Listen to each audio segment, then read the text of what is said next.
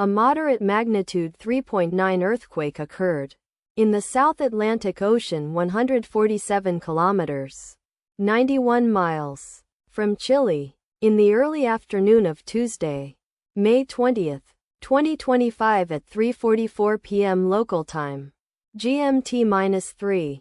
The depth of the quake could not be determined, but is assumed to be shallow. The quake was not felt, or at least not reported so. First to report, EMSC after 8 minutes. The earthquake occurred 4 days after a magnitude 4.5 earthquake had hit on Friday, May 16, 2025, at 8:11 p.m.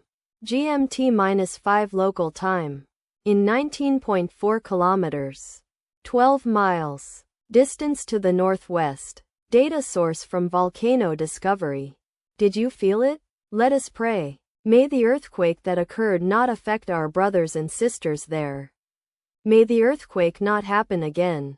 And may God protect everyone. Amen.